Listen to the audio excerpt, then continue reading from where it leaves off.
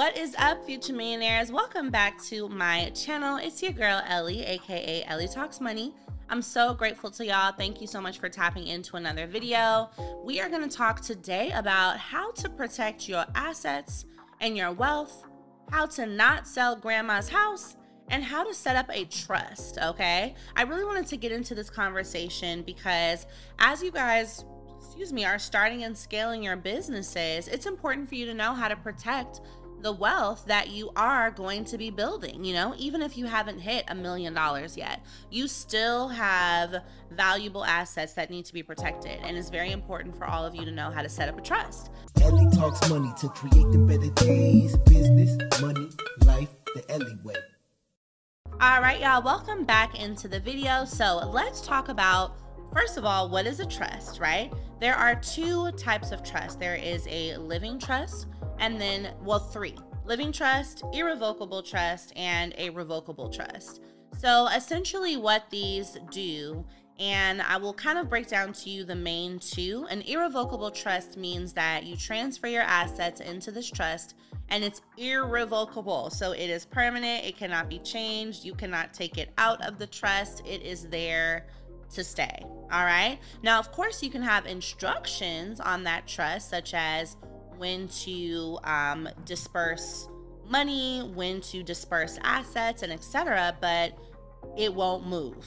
Like that Gorilla Glue, the girl, it won't move. Okay, it will not be changed. Now, a revocable trust or living trust is one that can flex, right? So this is one that people set up while they're alive, right, in order to put assets in, sometimes take them out, you know, change things, sell things, etc., and etc., and etc. But the real key with why you need a trust is because a will is not enough.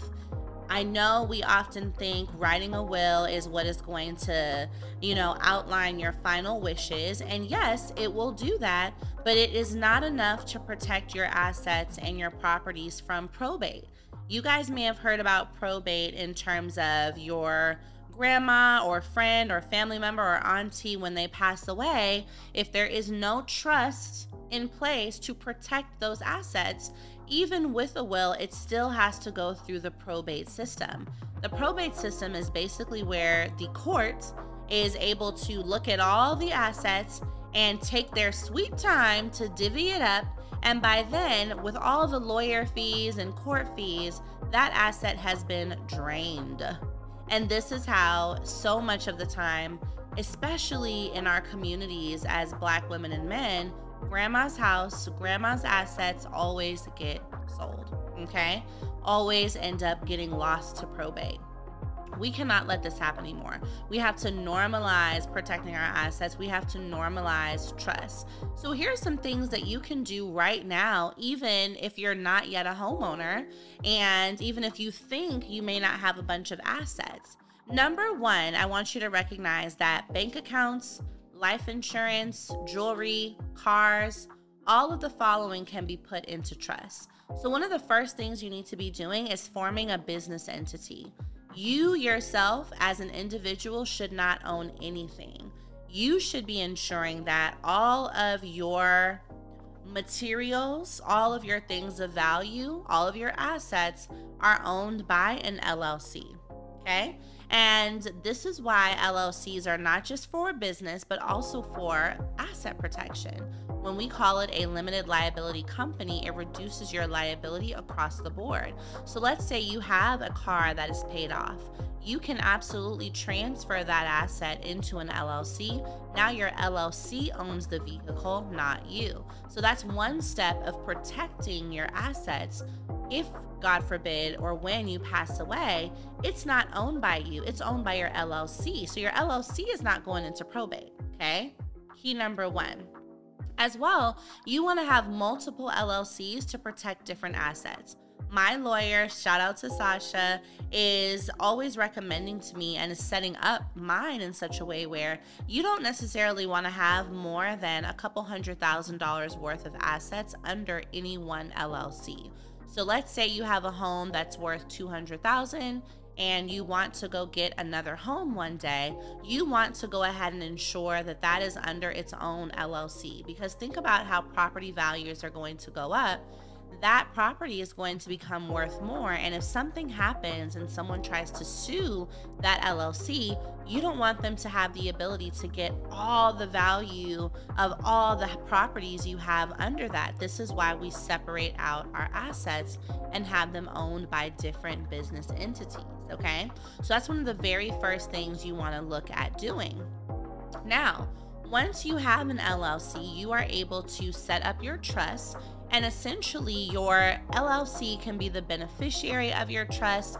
Your kids can be the beneficiary of your trust. But either way, you are transferring what is owned by that LLC into the trust. And this is all done through paperwork, okay? So let's kind of talk about the cost and price points of a trust.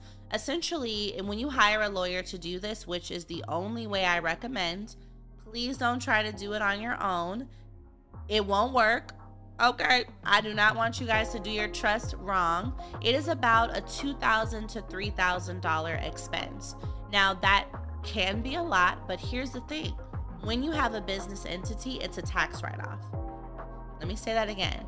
So when you have your LLC and you purchase or hire an attorney to create your trust, that is a taxable expense. It is a tax write-off. So you are able to deduct that from your taxes. And I want you to realize that this is an investment into your future legacy. So that $3,000 is worth it, because the trust that you set up now, you can create it in such a way where it has instructions for your kids, which then also has instructions for your kids' kids, and also has instructions for your kids' kids' kids. So you can literally ensure that the assets you acquire now, such as property, stocks, vehicles, jewelry, whatever it is, cannot be sold, period, by any of your next generations based on how you put this trust together. That's a really great way to ensure that all your hard work doesn't just go to waste, okay? So that's really the price point of it. Now, one thing I want to add on to this is looking at how something like life insurance is a great thing to put into a trust. So much of the time we think about life insurance and adding your beneficiary as your child, which is a great thing, but it's an even better thing to put that life insurance into a trust, make that the beneficiary, and then the trust disperses the money out to the kids. This ensures that if you have an untimely passing, or if there's anything else happening at the time like divorce or anything, nothing can interrupt that money going to your designated loved ones, because a trust, can't nobody mess with a trust, okay? Truly, nobody can mess with a trust. So that's a great way to ensure that that is also protected and is going where you need it to go. Now, some other things that are connected to trust and entities are things like having a holding company, right? Understanding how a holding company essentially holds all of your operating companies, all your LLCs, and really helps you to gain more tax benefits as well as reduce your overall liability. So I'm gonna break that down for you in another video because it gets deep, all right? You know what I'm saying? It gets real, but these are some really good things for you all to know. So let's recap a bit. We've discussed, number one, why a will is not enough. It's not enough to have a will. You need to have a trust. You will hear of your living trust, an irrevocable trust, or a revocable trust. And the real difference between the two is that your living trust or revocable trust can be changed. You can add and remove assets, whereas your irrevocable trust, you cannot take anything out, right? Once it's in, it's in. But the benefit here is that it also protects you from creditors. So if ever someone wanted to come and get all your stuff, or a creditor wanted to try to seize your assets, they can't, because it's in an irrevocable trust. Nobody can mess with it. Nobody can take it out. We also went over the price point of a trust and how that is a tax deductible expense, even when you spend that $2,000 to $3,000 to set it up. And then lastly, we go over how you can take your life insurance policy, which if you don't have one yet, you must get, and even make that go into a trust or set up your trust as a beneficiary. So I want you guys to comment below holding company or part 2 if you would like me to dive more into this asset protection. And yeah, let's make sure that we protect the wealth we are building. So I will see you guys in the next video.